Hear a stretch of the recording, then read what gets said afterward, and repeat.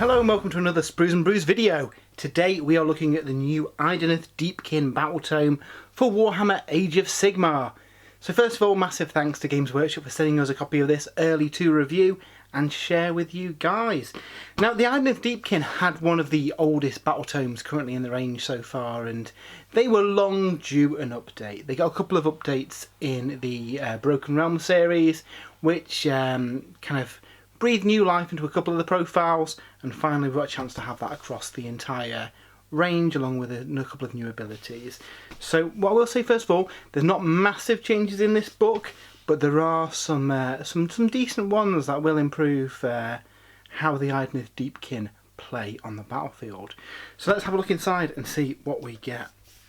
So as ever with Age of Sigmar Battletomes, we get a nice lore section to start it off, going through essentially the information about the race, the various units, and some general lore updates. And it is nice to see in here that this does actually contain stuff following the Broken Realm series and into the kind of Dominion era. So we learn a little bit about what's happened with the alliance between Morathi and the Idoneth Deepkin. Essentially, Order don't know that there is a pact between them, and Morathi's kind of keeping this as her ace in the hole in case she ever needs to use it later on. Equally, we also find out that Bellacor's magical storm that's ravaged the lands above is also having an adverse effect on the oceans and causing mutation and chaos and all sorts of gribbly stuff. And equally, the rebirth, the regrowing of the Oak of Ages has also caused aquatic life to grow more. Creatures are getting bigger, there's kelp forests, and there's a bit of a truce between the Sylvaneth and the Idoneth as well, as they see a kind of mutual respect and need for each other. So yeah, pretty cool. As ever, there's loads of gorgeous artwork in here as well, detailing the various units and the factions. A lot of this, if you've got the previous Idoneth Battletome, you'll be aware of a lot of this. There's kind of information about the various units and the different factions of the Deepkin. And some amazing artwork. Yeah, some really, really fun stuff in here. So yeah, it's a shame that we haven't got any brand new units added to this book, really. I'd have liked to have seen, you know, a big Kraken model, or units of crabs, or something cool like that. Obviously we've only got the one new model that was introduced in the recent battle box against the Fire Slayers, who were also up for pre-order today. So this is more, if anything, a kind of an update and a revising of the Battletome than replacing the rules entirely. When we get to the rules in a bit, we'll see that a lot of it is very much the same. There's minor tweaks. So if you're coming into this expecting the army to play completely differently, then you might be a little bit disappointed. If you're an Idoneth player and you want to see your army improved and some new unit choices that become more viable, then this is definitely a very good thing. It's going to mix up the way the Idoneth play. So going on to that, we see the actual allegiance abilities for the Idoneth Deepkin stay very much the same as they did in the previous edition of the book. So we still have Forgotten Nightmares. So essentially that means that the opponent can only shoot the closest Idoneth unit. So you can do some clever things with, you know, negating a lot of that scary firepower that we see recently in the game by essentially offering up the ordering units that they can kill. Keep your important units back and they'll be safe, which is really cool. We see the return of the Tides of Death as well. So this is exactly the same as it was in the previous book. Essentially each battle round there is a different tide in effect, and they give you different abilities. So during the low tide, which is normally in the first battle round, Idoneth Deepkin units are treated as being in cover. Pretty cool. The second battle round you go to the flood tide, so Idoneth Deepkin units can run and shoot or charge. So there is a distinction, you have to pick one or the other, but essentially it means that for turn 1 you can get some cover, turn 2 you can hurtle across the battlefield and get to where you need to be. The third battle round is the high tide, and your entire Idoneth Deepkin army gets the strike first rule, so they'll be fighting first in combat. Again, really, really cool. We then go to the 4th battle round with the Ebb Tide, and that allows Deepkin units to retreat and shoot or charge. So what you can do is charge in, strike first, drop out, and then charge in again. And there's a few rules that interact with these abilities to make them even better. And then we go back to battle round 5 with the Low Tide. Now there are a few things in the book that let you shift the order of this a little bit, which we'll see in a little bit, and there's things that interact with them. So yeah, I'm glad they haven't changed this, because I think it was a really thematic and fun part of the army, and definitely gave it a bit of personality. One of the new things that they have added, however, are the Issurin rituals. So this is a brand new mechanic that's just been added to this book, and basically in the first battle round, before you start the first turn, so at this point you know who's going first or second, you get to pick one of these 4 rituals to be in effect. So the first one is the Ritual of the Creeping Mist, and this one means that during the Low Tide, which is the first battle round, Idoneth units cannot be shot at unless they're within 12 inches. So if you're going second perhaps, you might decide to, okay, I'll do the Ritual of the Creeping Mist. That means my opponent's not going to shoot me, and if they want to, they're going to have to get really close, meaning I can countercharge them more, later on. Really good if you're playing something like Lumineth with a load of Sentinels. Really, you can kind of dictate, when you're going to be shot and waste them a turn of shooting, essentially. So that's pretty cool. You could also have the Ritual of the Surging Stream. That adds 1 to run and charge rolls for Idoneth units during the Flood Tide ability, which is the second battle round. So again, it lets you kind of tune into how you want to play your army and where you want the maximum effect to be. +1 to run and charge is pretty good, considering you can run and charge within that second battle round as well. So essentially it's giving you another couple of inches to get where you need to be. Alternatively, you can have the Ritual of Deep Sight. That is during the High Tide, and that lets your Namarti units get a 5+ ward save. So this is basically all your infantry, all your bowmen and your kind of close combat elves.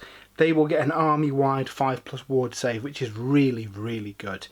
Yeah, really, really cool, especially if you go in that kind of list. In the past, Eel armies have kind of been the go-to for the Idoneth. As we'll see in a bit, those Namarti units are really good now, so giving them a 5+ ward save in the third battle round is really good. And finally, you can have the Ritual of Spiteful Riptide, and that means that when you're in the Ebb Tide, when you fall back on a 4+, an enemy unit suffers D3 mortal wounds.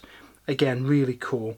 The fact that you can charge back in again with no penalty means essentially you can just move out of combat, trigger these mortal wounds to try and finish off that unit, and then charge into something else. So really, really good options, and I like that all 4 of those are really viable. There's different strengths maybe for different types of build. Like if you've gone for a sea life heavy army, the Namarti one's probably not going to be of interest to you. But if you've got a mixed army of Idoneth, all 4 of those could be useful at some point. And there are ways, as we'll see later on in the book, of getting multiple of these in effect as well. So yeah, really, really fun, really like that. In order to trigger that, you have to have an Issurin unit within your army. They don't have to do a prayer or cast anything, you just unlock them for having them in your army. So again, really, really cool. We also see a load of enhancements split between a Kellyanne, Issurin and Eidolon units. So we get 3 command traits for the Kellyanne heroes. Born from Agony. At the end of the Battle Shock phase, you can roll the dice for this general. On a 6, you heal all wounds allocated. Now that is really, really good, in that it's not your Battle Shock phase, it is just every Battle Shock phase. So in your opponent's turn as well, you've got a 1 in 6 chance of fully healing your general, which is really, really cool. I really like this one. Alternatively, you've got the Lord of Storm and Sea. You do not take Battle Shock for Idoneth within 12 inches. Less good now. A lot of the Idoneth units have got a higher bravery base anyway, but still useful if you want to stop you from being effective in Battle Shock. Or finally, Unstoppable Fury. During the High Tide ability, they get an additional 2 attacks for every enemy unit within 3 inches. So if you can charge them into multiple units, you could get a load more attacks. So pretty fun. My favourite one's probably that Born from Agony for that 1 in 6 chance of fully healing every turn. The Issurins also get their own command traits. So we've got Hunter of Souls, at the start of the combat phase if they're within 3 inches of an enemy hero. On a 3+, that hero suffers D3 mortal wounds. Interestingly, it also affects unit champions as well, so again, talking about the Lumineth, this is a way of potentially taking out those spellcaster unit leaders in the units, which is cool. Merciless Raider, if the unmodified hit roll for an attack is a 6, it automatically wounds. And we've got Teachings of the Turskull. If the general's on the battlefield at the start of the first battle round, before priority is determined, you can declare that the tides of death will be reversed. So basically it means that these abilities will start from the ebb tide and flow back again. It could affect how you build your army. There could be some fun stuff that you do with that. The Eidolons also get 3 command traits as well. So the Ancient Pride basically means that they cannot be hit on a 1 or a 2. I can't think of any units that hit on a 1 anyway. There's not many units that hit on an unmodified 2. So yeah, I don't know if that's the greatest one myself. If it was, you can only be hit on a 4+, yeah, definitely amazing. I think 1 or 2 is a bit rare for that to happen. Nightmare Legacy is one that can only be used on aspects of the Storm, and it allows them to do a monstrous rampage even though they're not a monster. Pretty cool. And then the Endless Sea Storm can be taken on the aspect of the sea, and basically it means if he casts on a 7, he can cast an additional spell. So yeah, pretty cool. Equally, we also have Artifacts of Power split between those 3 different groupings, and there's some really fun stuff. So the Kellyanne ones you can take, the Disharmony Stones. Once per battle you pick up to 2 enemy heroes, and then your opponent chooses what happens. So either on a 3+ they take 1 mortal wound, on a 5+ they take D3 mortal wounds, or they take D3 mortal wounds, but on a 4+ you take D3 mortal wounds. So a bit of a gambling mechanic, I guess, for the opponents. Do they push their luck and try and risk the D3 mortal wounds on themselves, knowing that it's going to do mortal wounds to yourself? We've got the Potion of Hateful Frenzy. This is really, really cool. Once per battle you drink it, and you get +1 to hit, +1 to wound, +1 attacks, +1 to run, and +1 to charge. Amazing. It's like finest hour plus. However, there is a downside. In the following battle round, you will take D3 mortal wounds and you cannot pile in. Good one to maybe neck in the final battle round and do a load of damage at the end of the game, because that way you manage to kind of mitigate the negative effects of it. We then get the Armour of the Synthai. If the unmodified hit roll for an attack targets the bear as a 6, all effects that will be triggered are ignored. So abilities that cause exploding hits, Sun Metal where they're doing mortal wounds on hits of 6, all that kind of stuff, it just locks out completely. So really good one. That combined with the heal up at the end of every turn on a 6, and the fact that enemy units have to shoot him first, it's a nice way of maybe having a tanky little general who can take out some of those abilities before your main wave hits. Seems pretty fun. We then get 3 Issurin artifacts.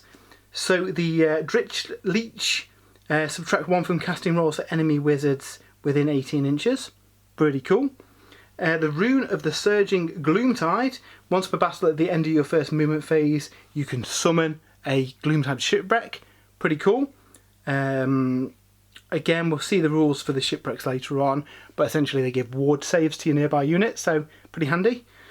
Or you can have the Brain Barnacles. This is really, really cool. You pick an enemy hero, and basically you roll 2d6 and you're trying to beat the range in inches to them. So if you're really close to them, it's likely to go off. If you're far away from them, it's less likely to go off. If you beat that range, that enemy hero is -1 to hit for the rest of the game. Sorry, -1 to hit and wound for the rest of the game. So yeah, very, very strong. One use only, and obviously you want to get close enough to be able to trigger it. On average, you want to be within 7 inches to get the maximum effect from it.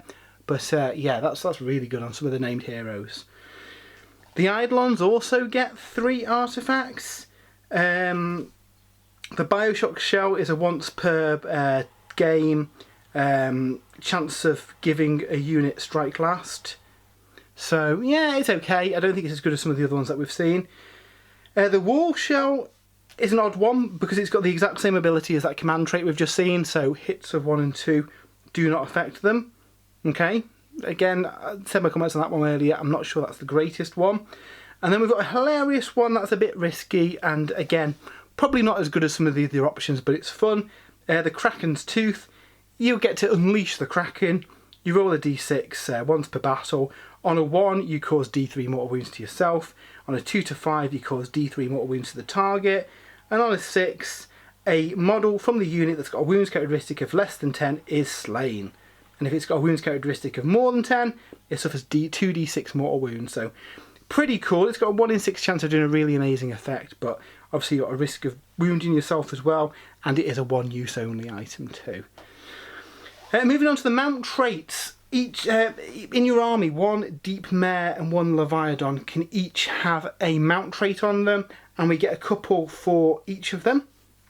So the Swift Finned Impaler basically means that if he rolls a 6 when doing his Deep Mare Horn ability, it does d6 mortal wounds instead of d3. You can have Savage Ferocity, which adds 1 to the attacks characteristic of their fangs and talons, and its lashing tail, so pretty good, more attacks on your mount.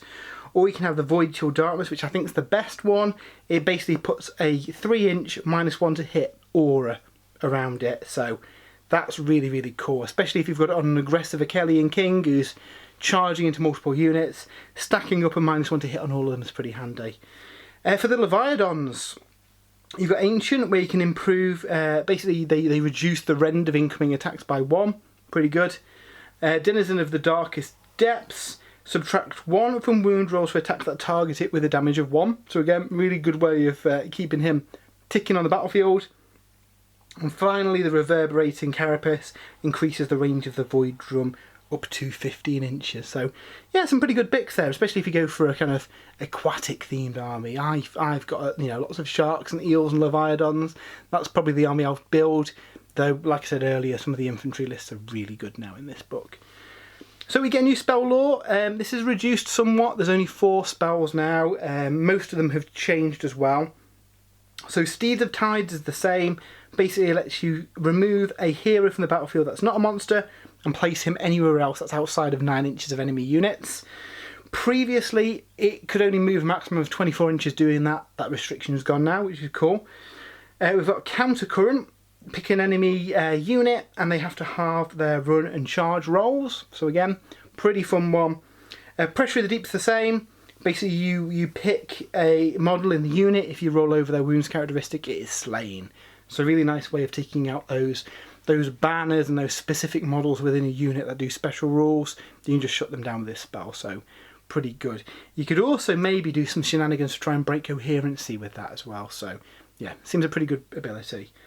And then Arcane Corrosion. Basically you pick a target unit and you worsen the rend of their weapons. So again, really handy one. Like with the previous Deepkin book, we also get 6 Enclaves that you can pick to be from. They will give you different abilities and bonuses. They also unlock different battle line units in this book as well, which is really, really good.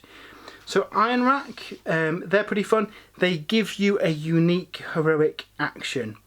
And basically what it lets you do is choose a friendly unit and have it be affected by the Flood Tide or the Ebb Tide in addition to whatever tide is in effect. So yeah, pretty cool way of stacking up some of those multiple abilities from the different tides.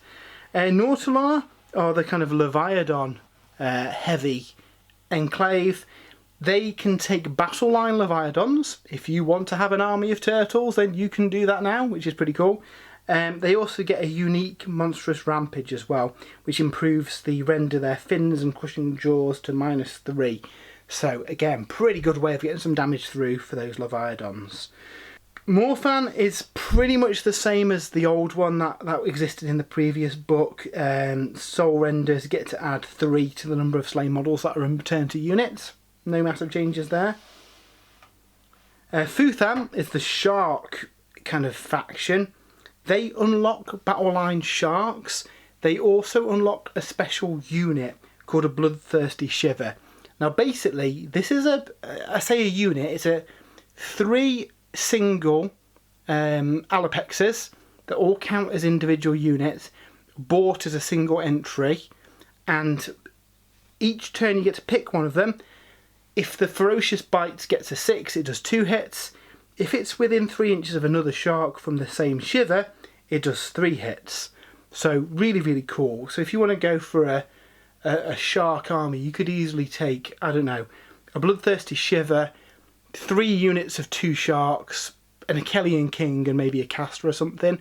Seems like a pretty fun list to do. So yeah, there's some cool stuff you can do with that. Domhain is the kind of Namati heavy faction, and again they've got some pretty cool abilities. So each battle round, depending on whether you go first or second, you get 1 of 2 different abilities. So if you went first, when a Namati is fought, if it has killed all the models it's fighting and it's within 12 inches of another enemy unit, it can basically get to charge again and fight for a second time.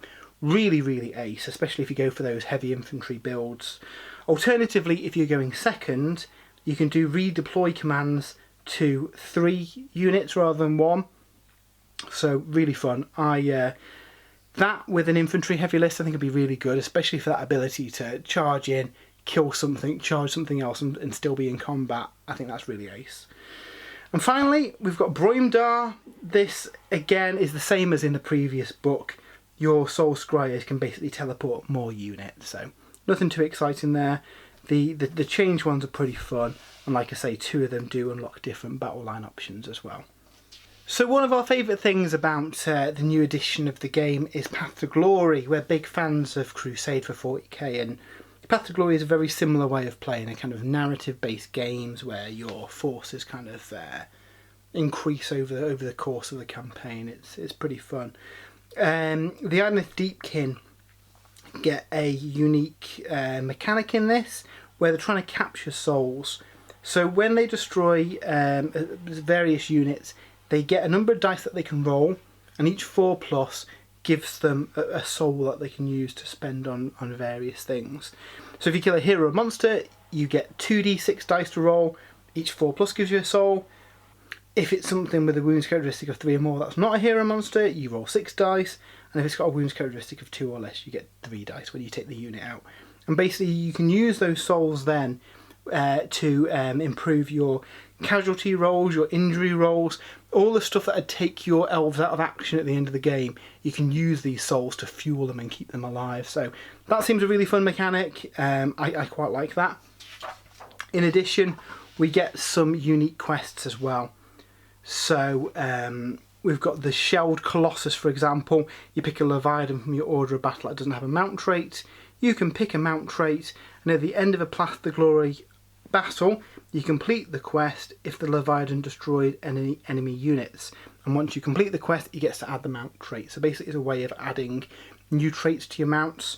A lot of the Path to Glory stuff kind of works like this, where you're picking enhancements or abilities and stuff like that. So really, really fun. You also get some unique veteran abilities as well when they level up as part of the Crusade, with some really cool abilities that they can take. So yeah, it's pretty fun. In addition, like with the books before this one, you get some unique Idoneth territories for the kind of the 61 to 66 option on the territory map. Again, these are kind of built around your army. So for example, the 66 result, the territory is now effectively upgraded. Once you've upgraded it into a rooted soul reef, at the start of the aftermath sequence you get 3 souls in addition to any of the battle. So kind of keeps your elves alive by using souls. Some really fun stuff like this. I'd like to see, I think Path to Glory will benefit massively from when we get the Path to Glory supplements. We know they're coming, they're mentioning back when the game was coming out that there was going to be some Path to Glory supplements, and they're even mentioned in the core book that there's stuff that's going to be expanded upon. So I'm looking forward for a chance to use all this in kind of, if you think of 40k, we've had loads of Crusade supplements now with loads of new missions, so I'm really looking forward to us getting that at some point for Age of Sigmar. And for fish fans, you also get a Idoneth Deepkin name generator. So yeah, ways of generating names for your various critters, ways of generating names for your heroes and your sea beasts and stuff. Really like stuff like this. Adds a little bit of flavour and narrative to your games. And again, like with the previous 3rd edition Battletomes, there's 2 kind of unique cinematic battle plans as well. that you can unlock as part of a quest. So if we go back to the quest, so I think it's that one, and that one will basically unlock a special cinematic battle if you meet the requirements. Again, I quite like these as something fun to do with part of your gaming group to really tell a story and narrative and enhance your Path to Glory games. From a match play point of view, we have new grand strategies and new battle tactics, like we have done in all the new Battletomes so far. These again are geared around the way your army works to give you different ways of getting these objectives and secondaries. So for grand strategies, there's a Kellyanne pursuit. You complete it if there's 3 or more Kellyanne units within enemy territory. Really good one. Those armies are going to be aggressive and fast anyway, so pretty fun. The creeping Gloomtide you get if there's any Gloomtide shipwrecks that don't have enemies within 3 inches of them. They all have to not have enemies within 3 inches of them, so you've got to bear that in mind if you're putting new ones on the battlefield using some of the abilities that we saw earlier. Dominion of the Deep Ones you get if the only monster on the battlefield is a Leviathan. And then Namarti Assault you get if either 2 or more Namarti units are within 3 inches of enemy units at the end of the game, or if the only battle line are Namarti. So again, pretty good, and especially if you go for the kind of Namarti heavy list, that's a really good one to go for as well.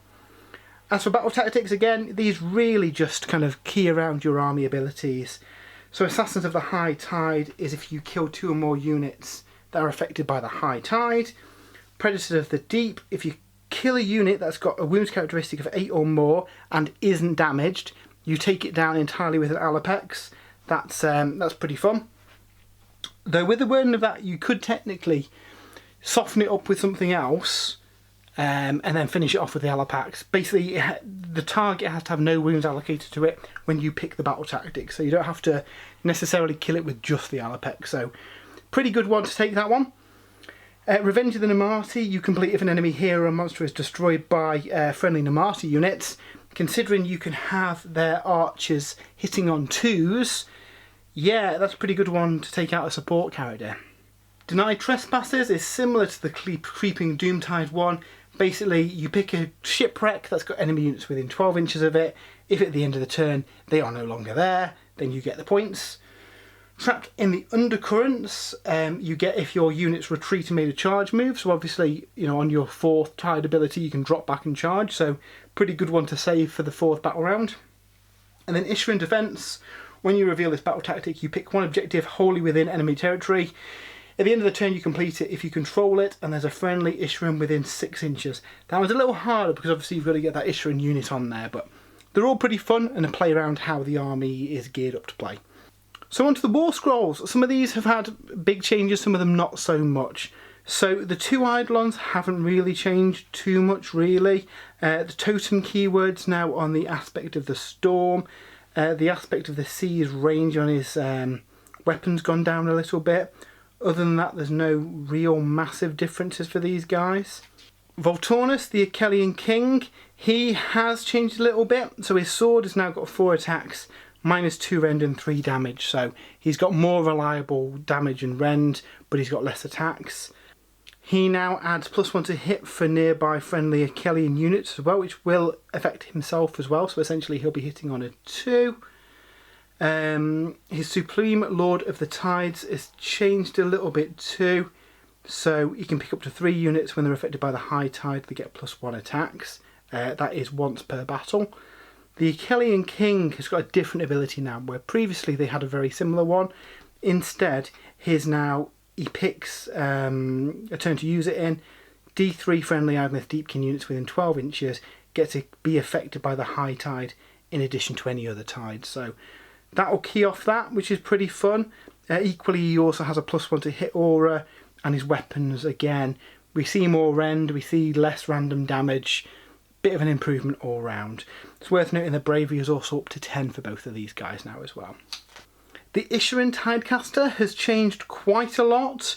He now, basically, if you take him in your list, will unlock 2 Issuing rituals instead of just 1, which is a huge change. We've seen how cool those rituals are earlier in the video, so being able to get 2 of them is really good, and he's worth taking as a support spellcaster who can also unlock that. Speaking of units that have had quite a change, Lotan, the Warden of the Soul Edges, with his Octopus buddy. He is now a bit of a combat support buff, really. He adds 1 to wound for attacks made by Deepkin within 12 inches. So, yeah, he wants to be moving up your lines and can essentially give... I mean, him combined with a Kellyanne King of either flavour is basically giving your army +1 to hit and +1 to wound. So really, really good. Soul Scryer and Soul Render are much the same. This guy basically brings back dead models. This guy can teleport a unit at the start of the game with him and come in from a board edge. Some of the rangers have moved a little bit, but not massively so. But these guys essentially work how they used to. Alathane's Soul Raid are in here as well. He is basically a slightly better Soul Render with a little entourage, and it's a nice excuse for using those models because they're really, really cool. Moving on to the Eels, we see a couple of changes here. They now have a consolidated profile for their Eels, so they used to have a split of different attacks. I think it was 1 attack for the fangs and D3 for the tails, if I remember rightly.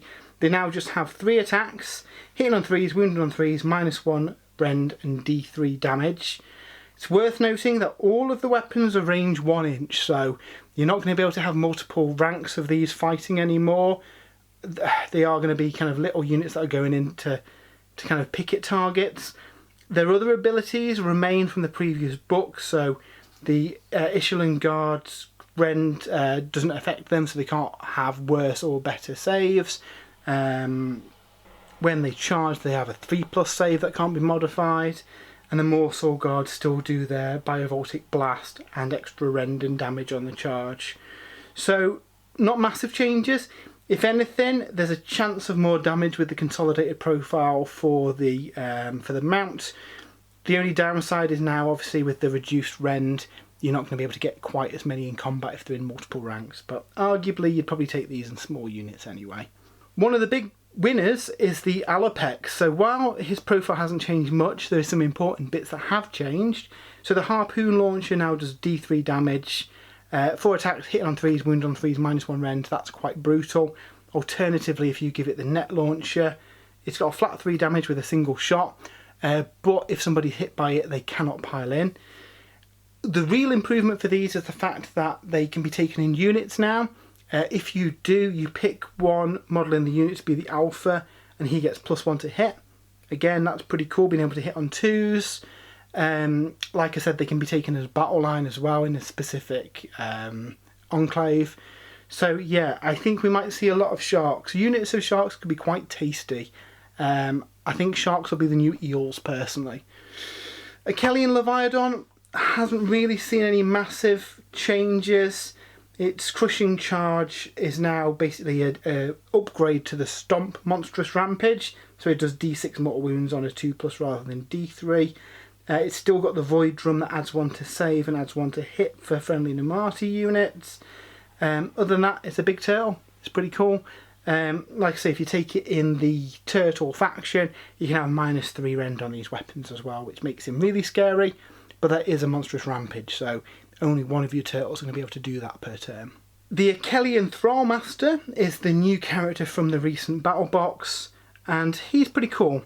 Basically gets to pick of one of 3 abilities in the combat phase, so either you can reroll hits of 1 for nearby Namarti units, you can make each hit of 6 into 2 hits for friendly Namarti units nearby, or alternatively you can make all Namarti nearby -1 to wound. So pretty cool support character. The fact that these are different abilities, you could stack up a couple of these guys to get the benefit of those different abilities perhaps. Speaking of Namarti, these have both improved as well. So the Namarti Thralls, 2 attacks, hitting on 3s, wound on 3s, -1 rend, 1 damage. If they're attacking a 1 wound model, they get an extra attack, so 3 attacks each, which is really cool. If they're fighting something with 3 or more wounds, the damage is increased by 1. So really, really nice unit. The fact that you can get these, you know, hitting and wounding on 2s with the right support characters near them as well, makes them really, really good battle line choice. Likewise, the Namarti Reavers have had quite an upgrade as well. So the bows now only have a single shot, 18 inches, 2 attacks, hitting on 3s, wounding on 3s, -1 rend, 1 damage. If they're within 9 inches of the target, they get +1 to hit. So yeah, hitting on 2s with, you know, 20 shots from a unit of 10, that makes them the best blind archers in the mortal realms, and quite a good pick to snipe out characters because they're not going to really be affected by the -1 to hit them. Yeah, I can see some decent infantry heavy Idoneth lists happening now with this book. We then have the Gloomtide Shipwreck. This has changed a little bit. You can now garrison units within it. It no longer does mortal wounds to nearby enemy units, but it gives nearby Idoneth a 5+ ward save, which is really cool, but there's an exception. It doesn't affect models with mount. So your Eels, your Sharks, your Kellyanne Kings, they're not going to get a ward save from this. What it does mean though is that all your Namarti have got a 5+ ward save if they're nearby it. So again, pretty good for that. Maybe in a heavy Namarti list you might take the command trait to summon an additional Gloomtide Shipwreck. You can split it into 2 smaller ones if you want as well. It just means that less people can garrison within it. So yeah, pretty cool. And finally, a look at the points. Obviously a lot of stuff's quite expensive, like the Turtle clocking in at 500 points. The Eels 195 points per unit. What I do like about this is the number of different units that you can take as a battle line. So you've got a lot more freedom in building the kind of Idoneth Deepkin army that you want to play, rather than feeling obliged to take certain units because they're battle line. So yeah, that was a quick look over the new Idoneth Deepkin Battletome. No massive changes, but what has changed is really good for the benefit of the army. I think there's some good stuff in here that people will be looking forward to use in their games. I've done a full write-up over on spruesandbrews.com as well, so if you want kind of a deep dive into the individual units and the traits and all that kind of stuff, I have got a write-up there. Yeah, I'm looking forward to getting the Deepkin out and playing some games with them. It's good to see these Battletomes starting to come out more regularly. We've had a bit of a dry spell, really, of Age of Sigmar books, so I'm hoping that this year we see lots of new books coming, giving old armies a chance to compete with some of the other factions in the game. So I hope you've enjoyed this video. We do lots of unboxings and reviews and that kind of stuff on here, so if you don't already, if you could please subscribe, that'd be amazing. Also, we have a podcast and the website, spruesandbrews.com, where we have full write-ups and written articles and all that kind of jazz. So until next time, hope you have a good weekend, and we'll see you soon.